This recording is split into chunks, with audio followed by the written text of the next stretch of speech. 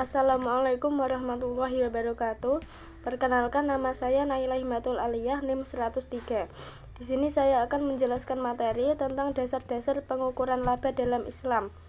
Dasar-dasar akuntansi secara global menurut Islam yang dirangkum dari sumber-sumber hukum Islam ada 5. Yang pertama yaitu taklif dan muhatarah atau interaksi dan risiko. Jadi laba merupakan hasil dari perputaran modal melalui transaksi bisnis seperti menjual dan membeli atau yang lain yang dibolehkan oleh syar'i. Oleh karena itu, kemungkinan biaya atau risiko yang akan menimpa modal yang nantinya akan menimbulkan pengurangan modal pada suatu putaran dan pertambahan pada putaran yang lain. Yang kedua yaitu al-muqabalah.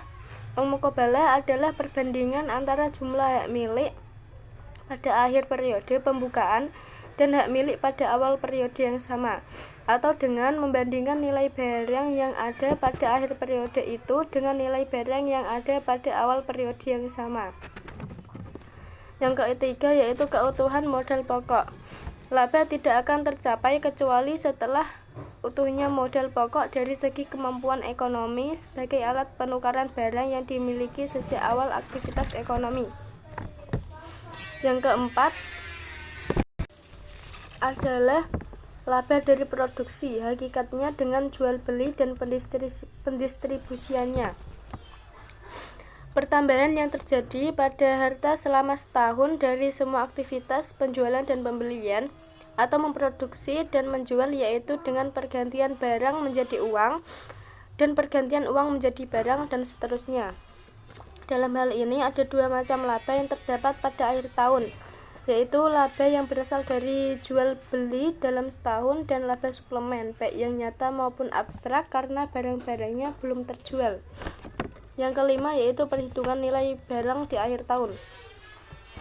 Tujuan penilaian sisa barang yang belum sempat terjual di akhir tahun adalah untuk penghitungan zakat atau untuk menyiapkan neraca keuangan yang didasarkan pada nilai penjualan yang berlaku di akhir tahun itu sendiri, serta dilengkapi dengan daftar biaya-biaya pembelian dan pendistribusiannya. Selanjutnya yaitu konsep laba akuntansi syariah. Transaksi syariah berlandaskan pada prinsip persaudaraan, keadilan, kemaslahatan, dan keseimbangan dan universalisme. Prinsip persaudaraan atau ukhuwah merupakan bentuk interaksi sosial dan harmonisasi kepentingan para pihak untuk kemanfaatan secara umum dan saling tolong-menolong. Prinsip keadilan artinya menempatkan sesuatu pada tempatnya dan memberikan sesuatu pada yang berhak dan sesuai posisinya. Implementasi keadilan dalam suatu usaha berupa aturan prinsip muamalah yang melarang unsur riba, zolim, maisir, goror, ihtikor, dan yang lainnya, dan penggunaan unsur haram baik dalam barang dan jasa yang dipergunakan dalam transaksinya maupun dalam aktivitas operasionalnya. Kemudian mengenai kemaslahatan, dalam hal ini harus memenuhi 2 unsur yaitu halal dan thayyib. Selain itu juga harus memperhatikan prinsip keseimbangan. Prinsip yang terakhir yaitu universalisme, artinya transaksi syariah ini dapat dilakukan semua pihak yang berkepentingan tanpa membedakan suku, agama, ras, dan golongan, sesuai dengan semangat rahmatan lil alamin.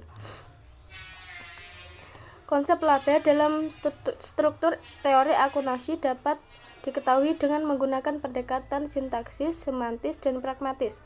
Konsep laba secara sintaksis yaitu melalui aturan-aturan yang mendefinisikannya. Secara semantis yaitu melalui hubungan pada realitas ekonomi yang mendasari, dan secara pragmatis yaitu melalui penggunaannya oleh investor tanpa memperhatikan bagaimana hal itu diukur dan mengetahui apa artinya. Ada 2 konsep Islam yang sangat berkaitan dengan pembahasan masalah laba, yaitu adanya mekanisme pembayaran zakat dan sistem bunga. Zakat dipungut terhadap pendapatan laba kepemilikan barang-barang tertentu seperti emas dan perak, atau disetarakan dengan uang, hewan ternak, dan hasil pertanian. Hal ini memerlukan penilaian dan konsep yang jelas untuk menetapkan dasar dan besarnya zakat yang harus dibayarkan.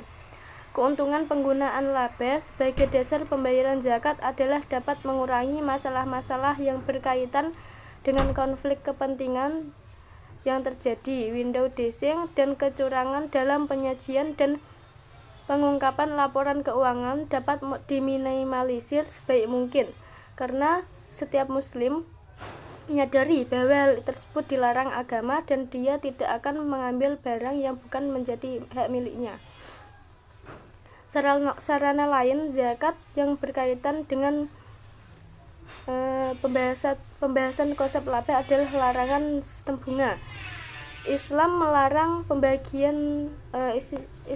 sistem penentuan tingkat pengembalian tetap atas modal, misalnya pengembalian uang tanpa adanya pembagian risiko dan timbul dari pembayaran angsuran atas pinjaman. Larangan atas sistem bunga yang dimaksudkan ini karena sistem bunga merupakan cara-cara kapitalis dalam melaksanakan usaha. Konsep Islam memakai kaidah bahwa laba itu akan ada ketika adanya perkembangan dan pertambahan pada nilai barang, baik yang telah terjual maupun yang belum.